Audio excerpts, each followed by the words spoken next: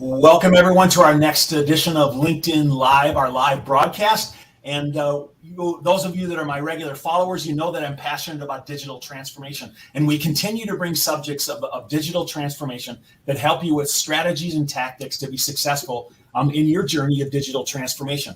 Today, we look at methodology matters. In this episode of what we've called a three-part series, Value Undiscovered, we're going to look at the why and the how of using digital transformation and advanced analytics to solve large capital investment challenges. And today, again, like I usually do, I have a couple of special guests with us today. One of them who's a chief marketing officer and also technical. And we also have a technical individual with us. We're going to be talking about the hows and the whys of implementing digital transformation and advanced analytics in your environment. You are not going to want to miss this.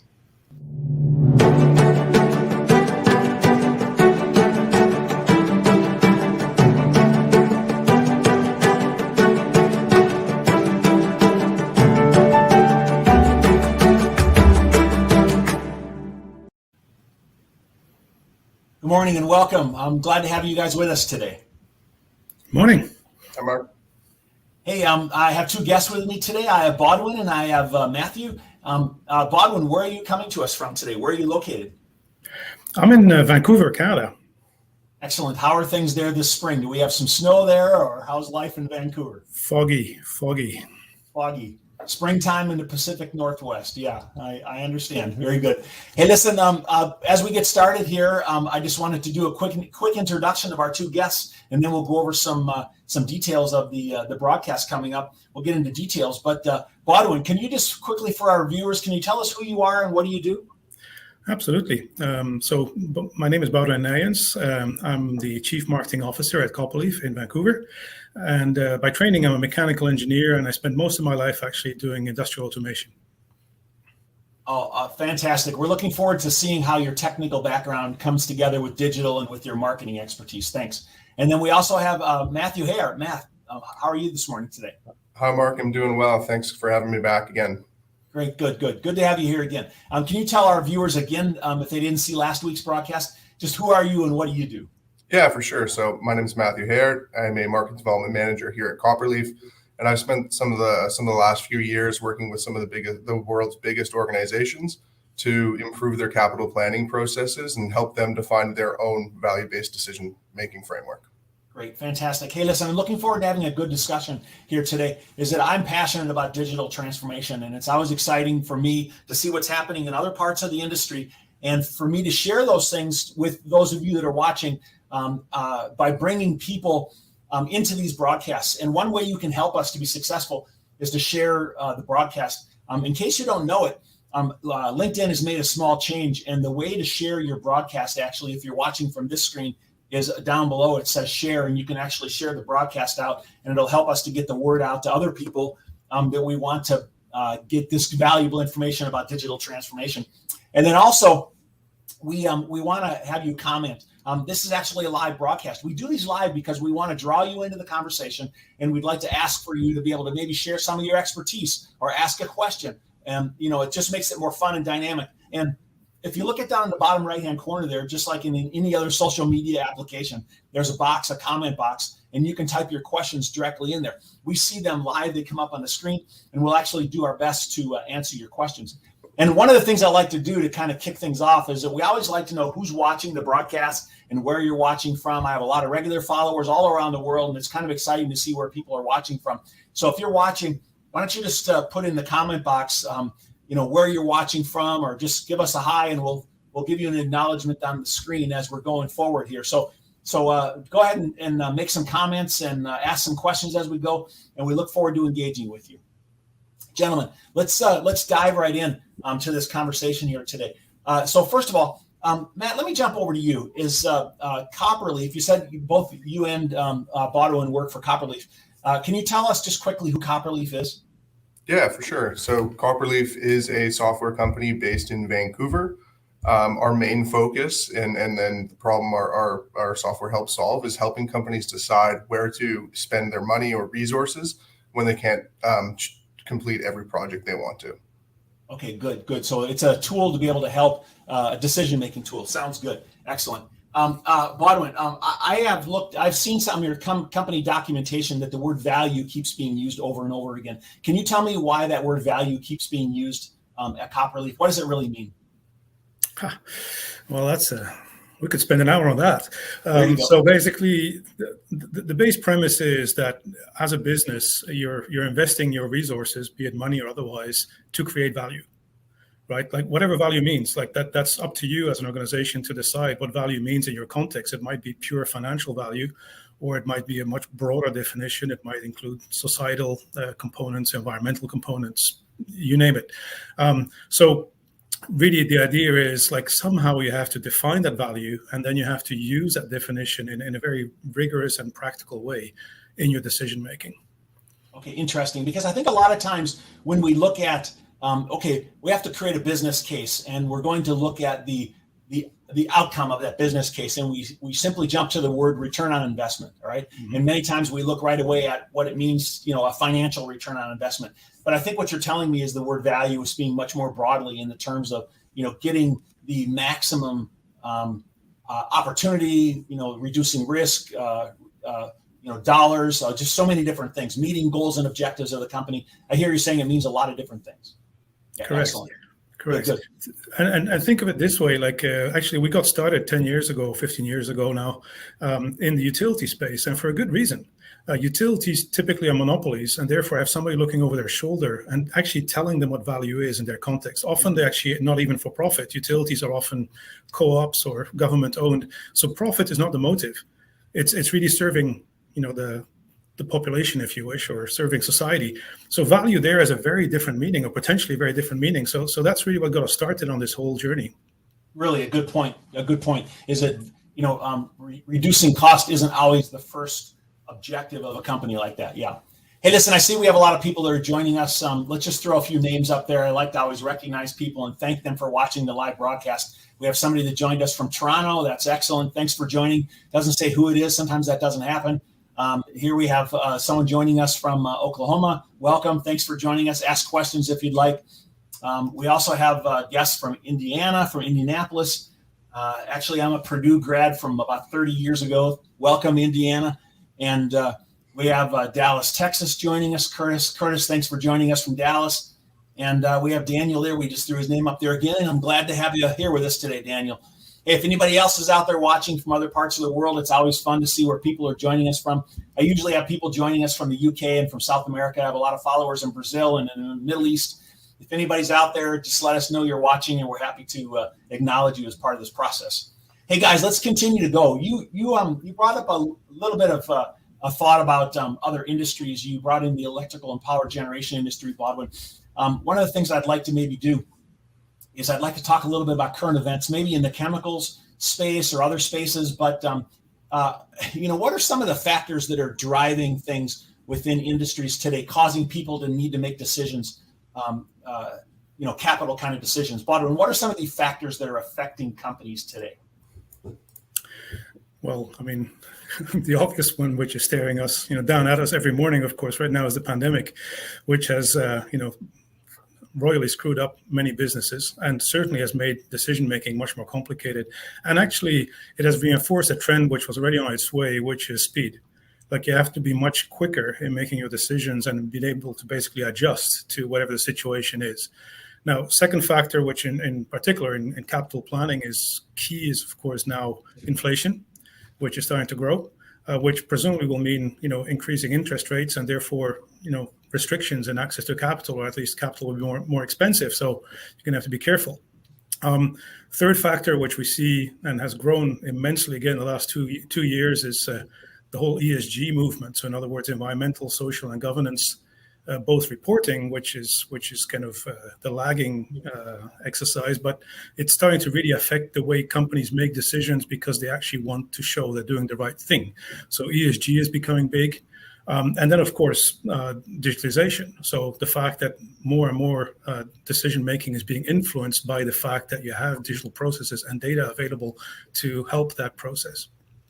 Yeah, we have so many external factors, and some of them tend to sometimes be factors which, I would say negatively affect what we're doing. Of course, we have to dynamically change and make changes, due to things like, economic, factors that are caused by things like pandemics, or we have, we have positive factors like maybe, digital, which have entered into this situation, which have caused us to have, maybe greater abilities to do things. But Matt, let me throw this over to you. Is that of some of the things that he just mentioned, digital and economic downturns and ESG and things like that, is that how do companies have to maybe adopt or adjust, according to what's happening around them?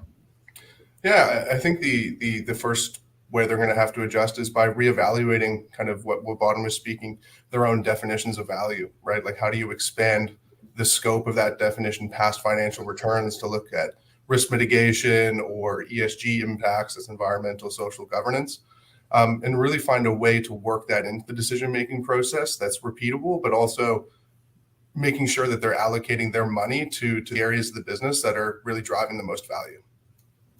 Excellent. Well, listen, I want to dig into a little bit of some of your background for the two of you in just a second here. But before I do that, I see we have some additional people who are joining us from around the world. Thanks for joining us. We have some people from London. Thanks for joining from the UK. I hope things are going there in the UK. Actually, I'm not sure where that one's coming from, but let's go to the next one, the one from London. And then we have somebody joining us from Hamburg, Germany. It's been a few years since I've been to Hamburg. Welcome, Finn. Glad to have you with us. Hey, everybody, thanks for joining us today. It's just really nice to know there's so many people all around the world that are interested in these subjects and these conversations. But Bodwin, I want to come back to you for a second. I think it's interesting a little bit about your background. You said you actually have a technical background, and I'd like to maybe understand a little bit about, what caused you to have interest in this subject matter, that we have today. Tell us a little bit about your journey of how you got where you are right now. Well, so as I told you, I'm a mechanical engineer, and I'm a true mechanical engineer in the sense that I love tinkering. So it didn't take me long to start tinkering with cars, of course, like many of us do. And in doing so, you come to the conclusion, as an engineer, that actually cars are pretty simple, and, the basic function that they're supposed to perform, you don't need much for it, right? Like, a Toyota Corolla will do it, and reliably too. So why on earth? My question was, like, why on earth are people buying, super fancy cars where it's presumably not a very rational decision, just from an economic and engineering point of view? And that really bugged me for a long time, to the point actually that at some point I quit my job because I just couldn't stand my managers who were driving fancy cars, were making very bad decisions in business too. So I figured that, like, well, clearly the car is an indicator of their ability to, make business decisions. I quit. I literally quit. I went to do an MBA because I wanted to learn more about, the non-technical aspects of business. And that was actually very enlightening. It didn't help me much, though, in kind of changing things until I actually ran into the founder of Copperleaf many, many years later. And there I really kind of saw in her vision the fact that, yes, you could actually develop both a methodology and software tools to actually help organizations become much more rational and effective in making their big capital decisions. And that's where we are. That's really interesting. Yeah, I couldn't agree with you more. I mean, many times we're looking at the decision-making process, and we want for decisions to be based on logic, but just like what you said in buying a car, is many times the decisions, and car salesmen know this, is that the decisions are based on emotions and Absolutely. How somebody feels. I mean, I drive a BMW SUV. And I have to admit, is that one of the reasons that I have that car is because it just feels good, when you drive it. And I'm not certain that I couldn't have something less expensive or different, but you just do it because of the mental attachment to it. That's really interesting. Now, Matt, how do you think that translates over to the way that people make, decisions when they're trying to consider different factors? I mean, do we do that all logically, or do emotions come into play as part of that, or? No, yeah, certainly not. I think emotions can play a big part, right? Project owners, they spend a lot of time developing, the business case for their projects, and in a way, they become emotionally attached to those projects. You get a sense of pride when your project gets funded, so you push for it hard. Where, when you kind of introduce some logic and take away that subjectivity and a personal opinion about what's important, and look at it from an organizational perspective, it means that you can kind of remove that emotion and start making better decisions. Yeah. Okay. I'm not sure how we remove that emotion. That's the problem, I think, Bodwin, I understand by going to the company website that I saw a picture of you, and you were riding in a big, interesting red boat. And, what is this that's happening? And the question I have is that how does risk come into play and decision-making as part of this? All right. Okay, so this is a bit of a departure. I'm Dutch, right? So as you know, Dutchmen, there's two things they learn as kids. That is, how to ride a bike and how to sail. Otherwise, you're not a proper Dutchman. So I learned how to sail, and I actually really liked it. So that's where the emotions kicked in, I guess. And so I've sailed my whole life. And then when I arrived in Canada, one of my friends told me, well, you've been sailing all around the world. Why don't you join the search and rescue operations, to kind of give back in a way to the sailing community? So I did. So I became, that was many, many years ago, I kind of joined, and in the meantime, I grew through the ranks of the Coast Guard, and now I'm basically what they call a coxswain, which is really the captain of the rescue boat in my local community. Now, how does that tie into risk? So, well, as you can imagine, search and rescue on the water is a, per definition, very risky endeavor. Like, per definition, you're putting yourself into trouble to try to get others out of trouble. So definition of risk is like, what is an acceptable risk, or what's a tolerable risk for a search and rescue operation is, of course, maybe slightly different from what you would do in an industrial environment, but it does force you to think it through. And it does force you to think, like, at which point do we stop spending money, or do we stop putting people, in the line of these risks in order to save other people's lives? So in other words, what's the value of a human life, right, in this particular context? So that's really an interesting process that helped me think this through and kind of tie it back into Copperleaf. Of course, is like, you really need to build a framework, a relatively rational framework, as to how much risk are we willing to take on. Yeah, the reason I thought that was so interesting, Bodwin, is that I thought, how do you take something that has such a high emotion situation and there's risk involved, and turn it into a process which you're accomplishing your goals and objectives, and your outcomes, from that. And so that made me start thinking a bit about, our topic of discussion today, which was really to drill down into methodology a little bit. And as we look at digital transformation and methodologies, I wanted to start with looking at sort of the why, of all of this. Okay, is that how do you begin down this journey of having some kind of an evaluation framework to be able to determine the why in a situation? Bodwin, where do you even start when you want to be looking at the factors that play into a framework? Well, we already mentioned the magic word, which was value. So clearly, you need to first agree within your organization as to what value is. Now, that sounds trivial, but it's actually not. It's sometimes literally a half year's worth of work to actually align everybody in the organization to all agree on what we're trying to achieve. Because the larger the company, the more risk there is that there will be silos. There might be historic trends, the way we've always done things, etc. So kind of aligning everybody to a single definition of what we're trying to achieve here is actually key. It's literally building consensus within the company. Then, of course, it's a matter of codifying that into something that can be repeated, as in, I'm going to use this particular definition that we've just come up with every time now. And as Matt says, every project manager is a bit emotional. So what we're going to ask him is like, well, put your emotions aside and tell us exactly in which way that project of yours is contributing to the goals of the organization in a very, measurable way, and on from there, right? So step number one really is like, trying to come up with this kind of agreement within the organization, turn it into something that can be written down literally, and then that can be measured, of course, and then start using that. And then, of course, we can kind of go into layers of refinement. So, for instance, emotions is one part of the equation. The other is competition. Assuming that you don't have enough money and enough resources to do everything, project manager are also going to hang on to their projects because they're competing. So they want theirs to come up tops. So they'll maybe kind of overstate the benefits a little bit, just to kind of get higher up on the list.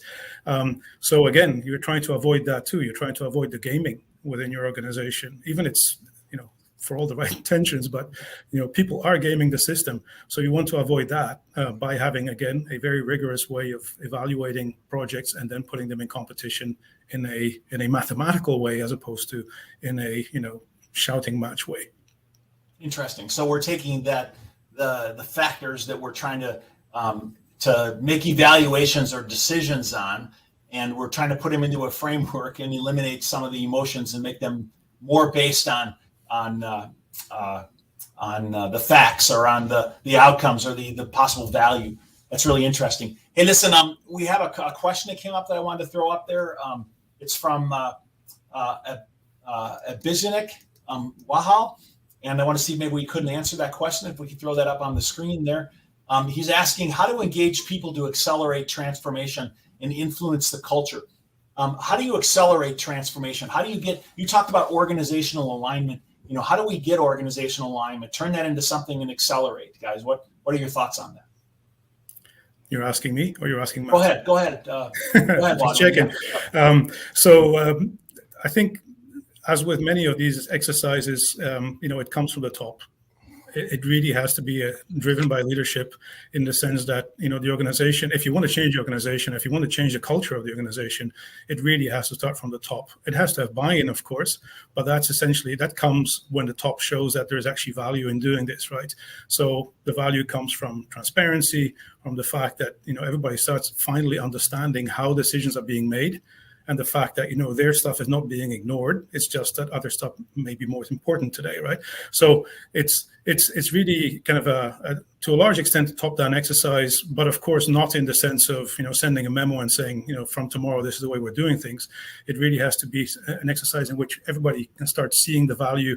Now, that is often coming by trying. So what we very often do is what we call proofs of concept, where we'll go into an organization, we'll take a department, and we'll actually, for a couple of months, work with them maybe to actually see how could better decision making affect both the bottom line, but also the culture of the organization, because now you're effectively feeling part of the equation and part of the process more so than you did before, maybe. Okay, Matt, if I would throw that back over to you, and if I would ask, how is digital? So we talked about organizational alignment, leadership, top down. We know that unless we have leaders in alignment with what the rest of the organization is doing, that we're not going to be having the successful outcomes that we're looking for. But Matt, let me come over to you and say, how would that aspect of digital translate to acceleration? If we go back to that question someone asked.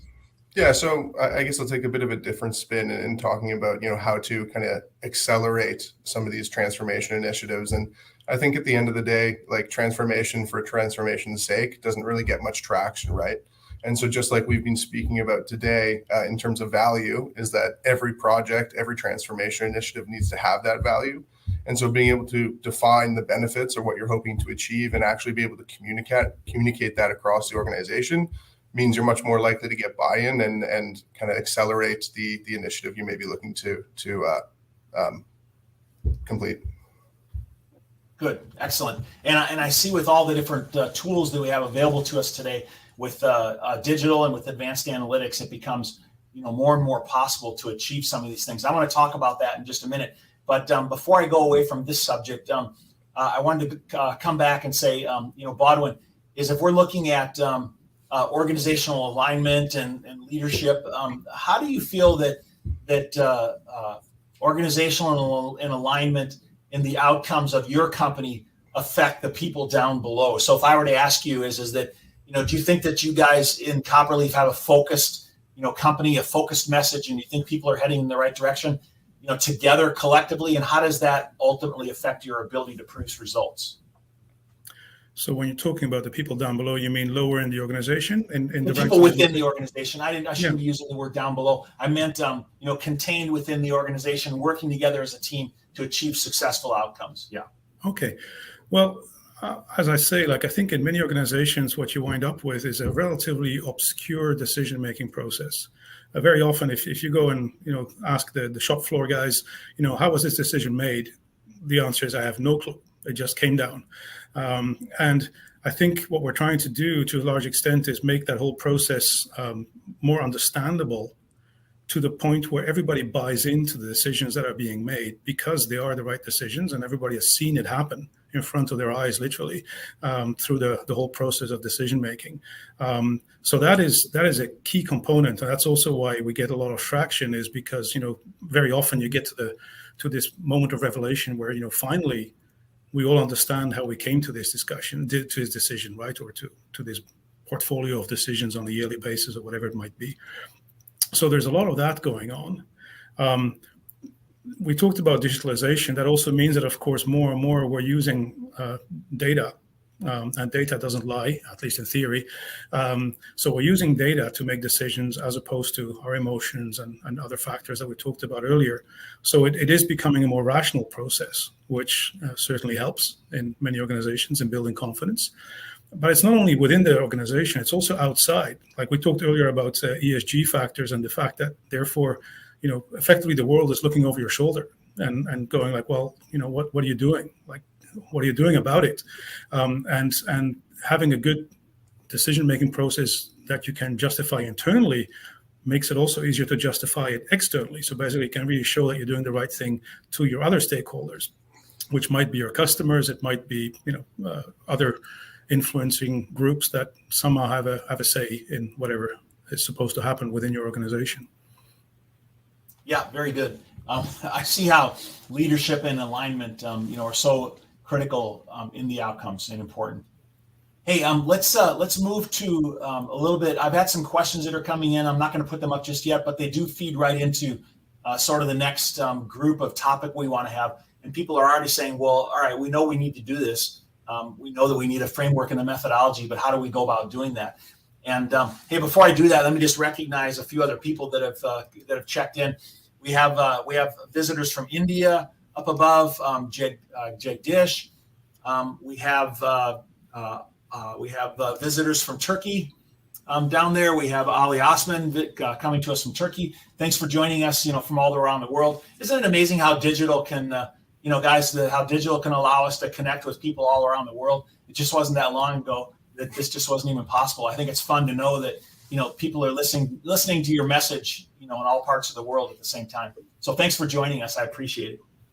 Listen, on this subject of how, I have a question. I have a couple of slides that I threw up there, and just to kind of make a point, is that a lot of times we might have, 1, 2, 3, or 4 projects that we're considering. We might have 6, 8, 10, 12, 1,000, 100, or more. And in the end, that becomes a very, very complicated decision-making framework, and it gets beyond the ability, of our capacity to do this without, some kind of methodology or framework that we talked about. So let's jump into the how. And maybe I want to start out, or maybe kick that off by just asking is that, Bodwin, is that you talked a little bit about maybe a pilot project or an assessment, or, where would somebody even start if they wanted to begin looking at how do we optimize our ability to make planning decisions better? Okay, so I think we've talked a lot about value, and you could argue that really is primarily to evaluate the value that every individual project brings to the organization. Now, you rightly point out that most organizations are dealing with dozens or hundreds of projects. Certainly, if you look at a full budget cycle, and the question becomes, how do I rank that, or how do I pick what to do when? And that's, of course, where value actually really becomes interesting, because if I have valued all the projects on a common scale, effectively what I'm saying is they're all comparable now. Wherever they come from, whatever their nature is, they're all comparable because they're all valued on a common scale, which means that I can actually feed them all into now a mathematical optimization engine, which will effectively tell you exactly what to do when. And now you could argue with the result, of course, and sure, management is perfectly welcome to do that, but at least what the mathematical maximum is that you could achieve value-wise, right? Because math doesn't lie. It'll tell you exactly what the perfect answer is. If you as an organization choose to deviate for whatever reason that might be, that's fine, but at least what your theoretical maximum is, which also means that if you don't go for that exercise or for that particular solution, exactly what you're leaving on the table. So that is actually very powerful, and that's really what gets a lot of people excited is the fact that now I actually know what I should be going for, and now we can start negotiating, or we can start looking at external factors which might force us to do slightly different. But at least I know what I'm up for. So that's one aspect. The other aspect, which we touched on earlier on in passing, was the fact that many organizations are, of course, they're not greenfield organizations. They start, they've been in operation for 50, 100 years. So they have billions worth of physical assets in operation. And these assets need attention. So risk comes back to the picture, right? If I don't look after my assets, they're going to blow up. They're going to stop working. They're going to do bad things to me. So in other words, there's risk, and I need to mitigate that risk. And that's another part where kind of the systematic approach of collecting data, using that data to determine how those assets will evolve over time, and consequently at which point ideally should I intervene on those assets. That's something which again can be helped by doing this kind of systematic analysis that we're talking about here. So there is two aspects. There's the bottom up, which I just mentioned. It's like, leveraging the asset data to determine what to do when. And then there is a top down, which is applying the constraints. It's like, well, we have so much money, so many people, and, thousands of projects that we would like to do. We're going to have to kind of somehow come up with an optimal for that. And that's where we use optimization. So if you blend those two together, you come up with something very, very powerful as far as, a framework to really kind of make more rational capital decisions. Yeah, and I know that is a very complex process. And let me throw this question out there. There's a question from Daniel Smock there. And Matt, maybe you could help us to answer this, is that, given that really complicated process that has been laid out, Godwin, is that how long does that process typically take to complete with a company? And there was a little bit of discussion about a proof of concept. I think that's how you framed it. Is that how long does this even take, Matthew? I mean, how? Yeah, it's interesting. You said the word complete, and I think that's a bit misleading. Like the journey to making better decisions and developing that framework and methodology can be endless, right? As the business continues to evolve, you have new things that become important to you and should be considered in your definition of value.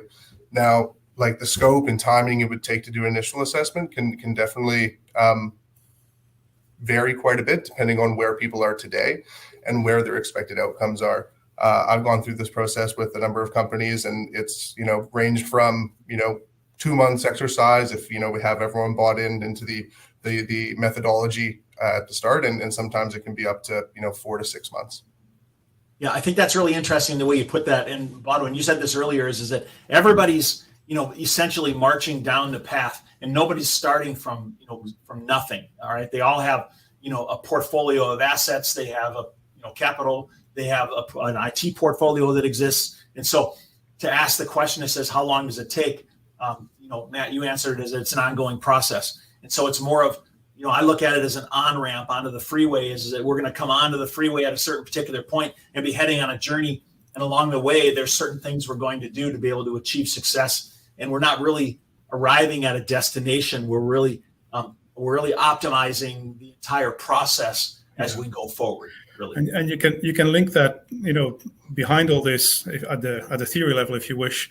There is a standard that was developed by ISO, the International Standards Organization. So there's a standard called ISO 55001, which is effectively the management system for asset management, and it actually spells out a lot of what we discussed today.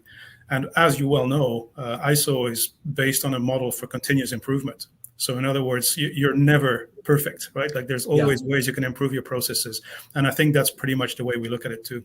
Yeah, that's really good. Now, Bodwin, you brought up. I was going to say, go ahead, Matt. Yeah, I do think it's important, for companies looking to go on this journey. It's not about boiling the ocean, right? You're not trying to get the entire way in the first step or kind of as close as you can. What you're trying to do is identify the areas in which we're going to make the biggest improvements today. So that's probably focusing on the most highest important decisions, and then using that as a starting point and leveraging that experience to kind of expand from there. Okay, great. Bodwin, you brought up standards. I understand that you also participate in some standards bodies. How do standards bodies out there affect or influence the things that we do when we're trying to make these kind of capital planning decisions? Well, I mean, standards are nearly should reflect reality, right? Like in a way, if you look at a standard, especially a international standard like ISO would publish, effectively, it should be a collection of best practices from around the world. So in other words, it's sharing as opposed to inventing in a way, right? And that's pretty much what we see. We see that there is a couple of markets and countries around the world where asset management, in this case, is more advanced, just for historic reasons.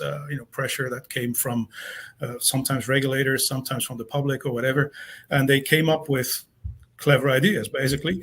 And a collection of those clever ideas translates into a standard. And that's really what 55,000 is, in the same way that you'd find other management systems, the best known, of course, being 9001 for quality. So this one, 55,001 is exactly the same, except that it applies to how you manage your assets within your organization, which is really what we're trying to do here. So it's effectively a collection of best practices. And we talked about value, that's in there. Risk-informed decision-making is in there. Bringing your stakeholders in, optimization. All those factors all those elements are very clearly described in that standard as things you should consider. And I understand that you sit on. So I understand you sit on the Institute for Asset Management board. Is that correct? That's correct. Yeah. Okay. And are you seeing? How do you see this problem? Maybe across the industry. If we look across industry, are you seeing it being handled, or what are the challenges that exist across the industry from that board perspective? Oh, so well, actually, the beauty of the Institute of Asset Management, of course, is that it is cross-industry. It's essentially the think tank for asset management across industries, which means that you do get to talk to very diverse groups, both from around the world and from different markets or different segments or different industries, if you wish. And you can clearly see that some industries are just ahead, and I think they're mostly ahead because of external pressure, which has forced them to think this over a bit earlier, maybe. Utilities come to mind because utilities tend to be heavily economically regulated. So in other words, somebody's been breathing down their neck saying, like, what are you doing about this? So that, of course, kind of forces you to think about it maybe a bit earlier than others who effectively only have themselves to report to. So that works. I mean, utilities are number one, therefore, in that regard, if you wish. But you can see a lot of other industries jumping on board.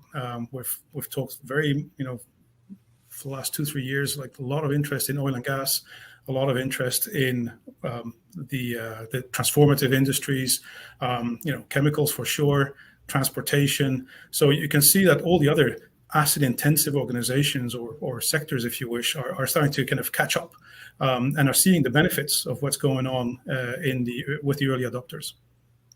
So, gentlemen, I want to throw one more question up, and then I want to jump to a case study. We have a question here. It's kind of a long 2-part question. I'm gonna let you guys answer it. Maybe each answer half of it. But if we could just throw that question up there, there you go. It's kind of long. But when we're talking about how, one of the first questions that gets asked is, what's the typical qualifications and roles that drive digital transformation in an organization? So let me maybe start with you, Matt, and say, what are the people and what are their qualifications that you've typically worked with in the past who get involved in digital transformation within an organization? Yeah, for sure. So there's usually many, many stakeholders throughout the business that are required to be engaged. You've almost certainly got someone from the IT side to handle the, the digital component of it, trying to incorporate new systems into existing systems and leveraging the data that's available. But we also work with, real business leads and experts who really understand the projects they're trying to deliver, whether that be from the growth, sustainability, or even asset sustainment side of the business. And, they're kind of the messengers or the voice of the business to say, here's how we would do things. And so it's a real kind of team effort involved between the IT component and the business leads to drive that transformation. Okay, excellent. If I look at the second half of that question, Bodwin, let me ask you this, is that when a company decides that transformation is in order, and the question says, is that who do they usually task with driving it? So who's the leadership in driving a digital transformation effort within a company? How would you answer that question? Well, my experience tells me there is no right answer. I've seen it all. We've seen in some organizations, I say frustration bubble from middle management, in the sense, middle management has been trying different routes. maybe have been forced to try different routes, didn't work out, and at some point they go like, okay, enough.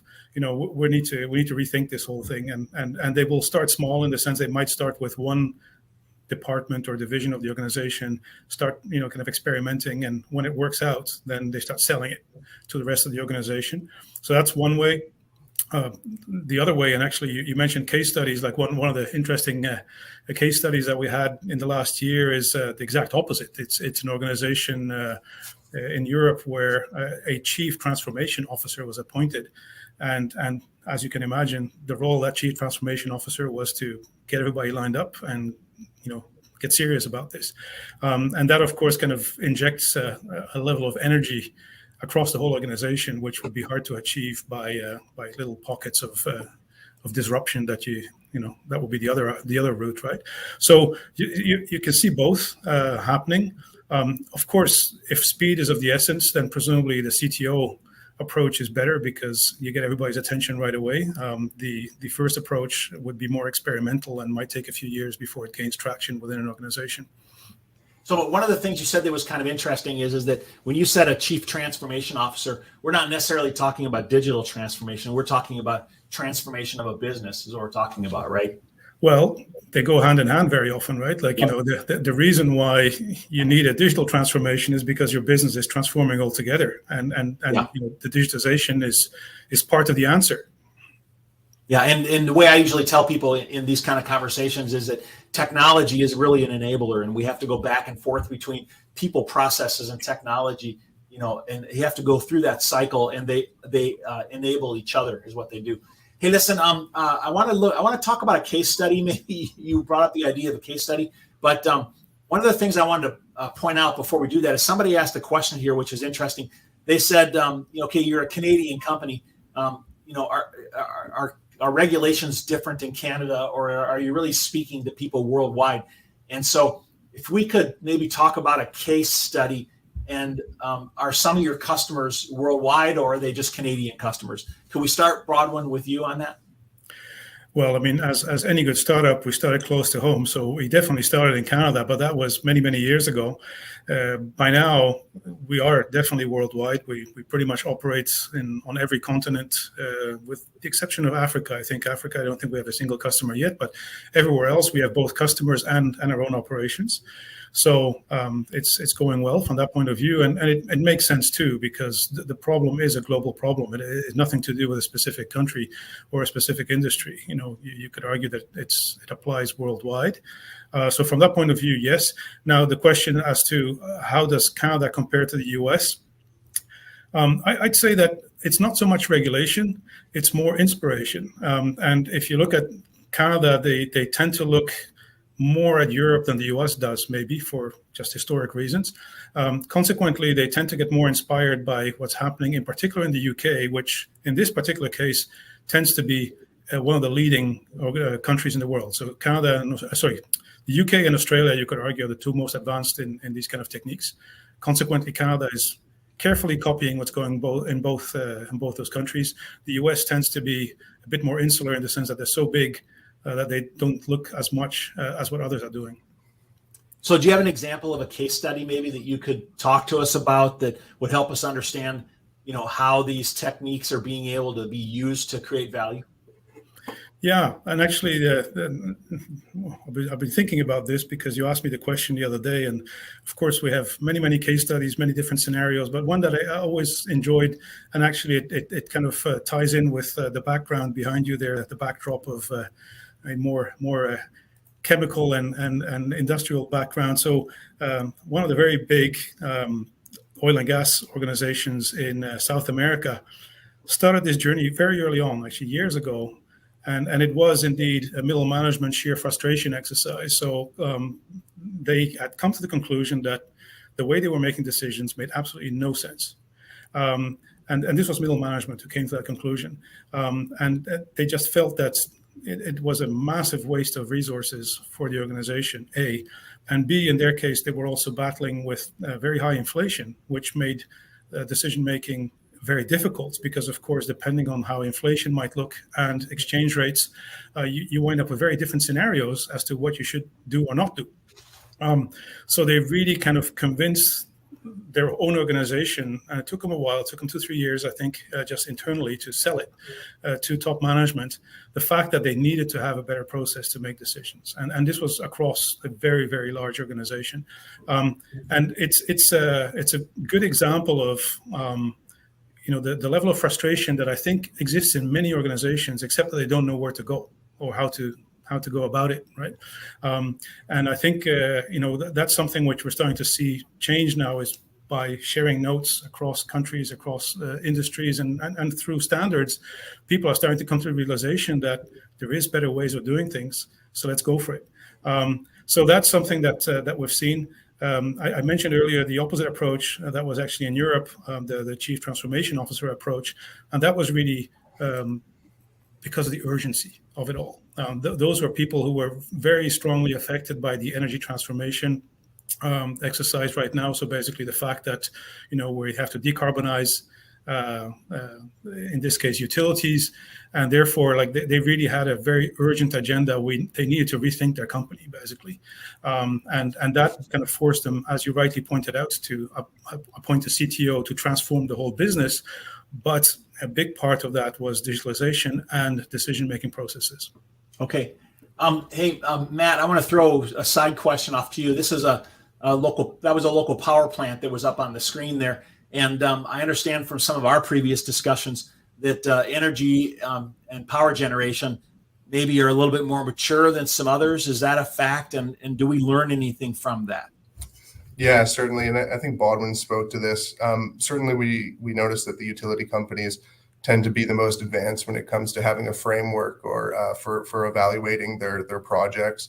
And as Baldwin said, that's likely because they're basically being forced to defend their decision making to regulators, because that's how they secure their funding, right? And the purpose of a utility, if it's government owned, is really to serve their clients or people within the communities best. And so they really had to start to expand that definition of value first. And I think it's important, like the methodology, like ISO 55000 and what we've been talking about today is industry agnostic, right? And so having gone through that journey with many companies on the most mature side, we can take those learnings, kind of wrap them up, simplify them where needed, but apply them to almost any business and any industry there is. Yeah, it's one of the things I really try to encourage people to do is to be looking at industries, adjacent industries. And since this power generation industry, somebody asked a couple of times in the questions, where was that power plant? That's actually in Jacksonville. That was taken from a drone photo it was taken from a drone, actually, of a Jacksonville electric generation plant. But the question is that we need to learn from adjacent industries, and the power generation industry has been forced, as you said earlier in the broadcast here, Baldwin, to spend time and energy to be able to justify their rates and what they're doing and their capital expenditures. And so they were early on working on maturing their processes in evaluating how to get the most value from capital spend. And so, what other industries need to be doing is looking at how that digital can be applied within our own industries and how we can create and model successes after those which have learned and to those who have gone, ahead of us. We don't always need to be the ones that are creating it. We can learn from the successes of others and implement those things in other industries.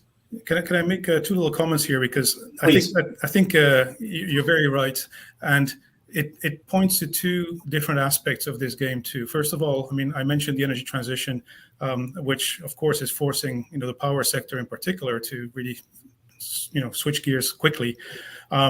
So that, of course, in its own right, is often the reason why you have to rethink your decision making.